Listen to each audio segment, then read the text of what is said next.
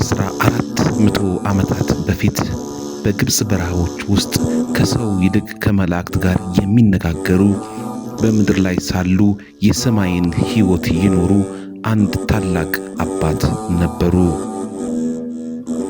80 ዓመታት ዓለምን ንቀው በበረሃ የተጋደሉ በአስቄጥስ ገዳም 5000 መነኮሳትን በረድኤትና በትምህርት የመሩ የጌታችን ሥጋና ደም ክብር በማሰብ ብቻ ለ60 ዓመታት ምራቃቸውን ወደ ምድር ሳይተፉ የኖሩት ታላቅ አባት አባ መቃርስ ይባላሉ። ቤተ ክርስቲያን የዚህን ቅዱስ አባት አጽም ወይም የአጽም ፍልሰት በታላቅ ድምቀት ታስባለች። ወደ አስቄጥስ ገዳም የተደረገውን አስደናቂ ጉዞ በሕይወት ዘመናቸው ያደረጓቸውን አስገራሚ ተአምራትና የትሕትናቸውን ጥልቀት ወደሚያሳየው ሲማንቲክ ታሪክ እንወሰዳችሁ። ታላቁ አባ መቃርስ ካረፉ በኋላ የትውልድ ሀገራቸው የሳስዊር ሰዎች መጡ። የቅዱሱን ሥጋ በድብቅ ወስደው በሀገራቸው ቤተ ክርስቲያን ሰርተው አኖሩት። ነገር ግን ዘመኑ ክፉ ነበርና ሙስሊሞች በነገሱ ጊዜ ክርስቲያኖች ተሰደዱ። የአባ መቃርስም ሥጋ ለሁለተኛ ጊዜ ተወስዶ በሌላ ቦታ ተቀመጠ። ዘመናት አለፉ። የአስቄጥስ ገዳም አባቶች የአባታቸውን ሥጋ ናፈቁ። በወቅቱ የነበሩት ሊቀ ጳጳስ ወደ ቤተ መቅደስ ገብተው ፊት ለፊታቸው መሬት ላይ ተደፍተው ማልቀስ ጀመሩ። አምላኬ ሆይ የአባታችንን የመቃርስን ሥጋ መልስልን እያሉ ተማጸኑ። ጸሎታቸው ተሰማ። ሊቀ ጳጳሱ የአስቄጥስ ገዳም አረጋውያን መነኮሳትን አስከትለው ወደ ሳስዊር ተጓዙ። ነገር ግን የሳስዊር ሕዝብ የአባታቸውን ሥጋ አሳልፈው ለመስጠት አልፈለጉም። በመሪዎቻቸው እየተመሩ ሰይፋቸውን መዘው መነኮሳቱን ከለከሏቸው። ሊቀ ጳጳሱና መነኮሳቱ እጅግ አዝነው ተስፋ ቆርጠው ለመመለስ ተገደዱ። ያንኑ ዕለት ሌሊት ግን ተአምር ሆነ። ታላቁ አባት አባ መቃርስ ለመኮንኑ በራእይ ተገለጡለት። ድምፅ እንደ ነጎድጓድ፣ ፊቱ እንደ ፀሐይ የበራ እንዲህ አለው፣ ከልጆቼ ጋር መሄድን ለምን ትከለክለኛለህ? እንግዲህስ ከልጆቼ ጋር ወደ ቦታዬ ልሂድ። መኮንኑ በጠዋት ተነሳ። ፍርሃትና መንቀጥቀጥ ወረሰው። ወዲያውኑ አረጋውያን መነኮሳቱን አስጠራ። የነበረውን የአባ መቃርስን ሥጋ በክብር ሰጣቸው። የመነኮሳቱ ሐዘን ወደ ታላቅ ደስታ ተለወጠ። የቅዱሱን ሥጋ ይዘው በመርከብ ተጓዙ።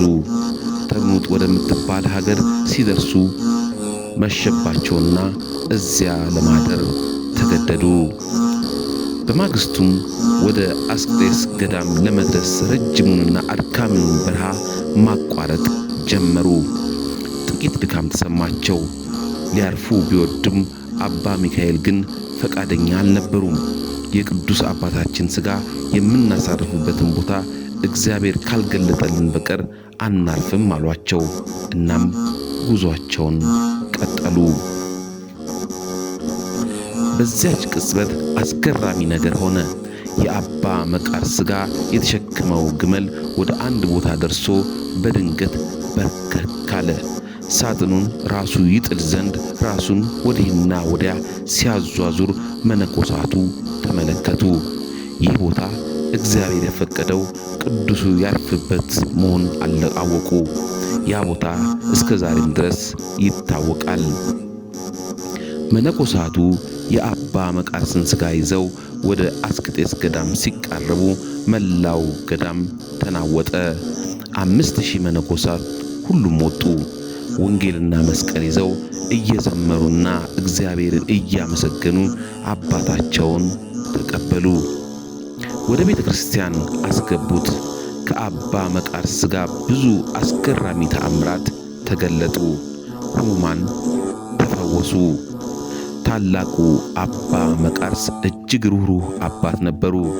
በአንድ ወቅት አንዲት ዘመሚት ወይም ትንኝ ነክሳቸው በንዴት ገደሏት። ነገር ግን ወዲያው ተጸጸቱ። ስለ አንዲት ነፍስ አሉ ስጋቸውን ለበቀል ሳይሆን ለንስሐ ሰጡ። ወደ በረሃ ወንዝ ወርደው ሰውነታቸውን ለዘመሚቶች ሰጥተው 6 ወር ሙሉ ተቀመጡ። ሲመለሱም ሰውነታቸው በጣም ተጎድቶ ስለነበር ማንም ሊያውቃቸው አልቻለም። ሌላ ቀንም በበዓታቸው ሳሉ አንዲት ሴት ጅብ መጣች። ልብሳቸውን ይዛ እየጎተተች ወደ ዋሻው ወሰደቻቸው። እዚያም 3 ግልገሎቿን አወጣቸዋለሁ። አባታቸው ቀርቦ ቢመለከታቸው ግልገሎቹ ዕውሮች ነበሩ።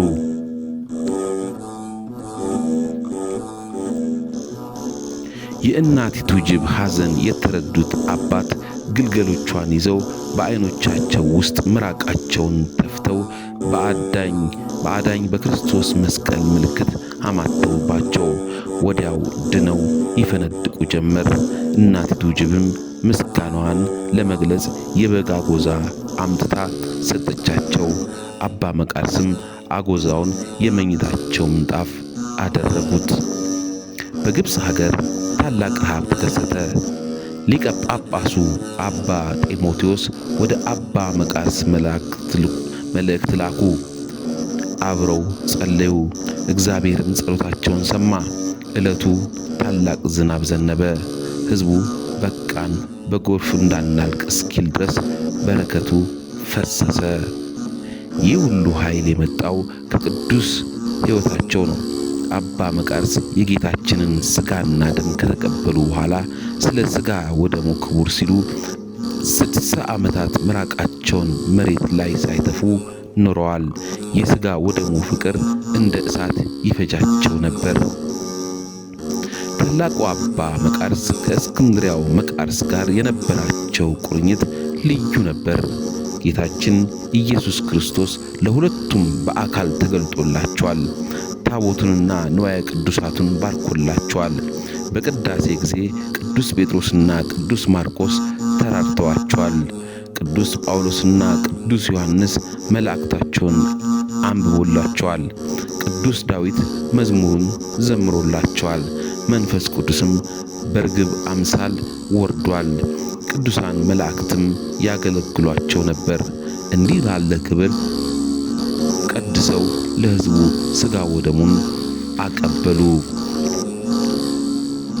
ጌታችን ታላቅ ቃል ኪዳን ከገባላቸው በኋላ በግንቦት 6 ቀን በታላቅ ክብር አረፉ።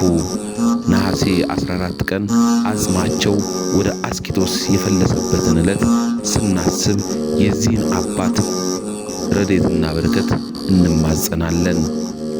የታላቁ አባት የአባ መቃርስ ተራዳይነት አይለይን፣ በረከታቸው ይደርብን።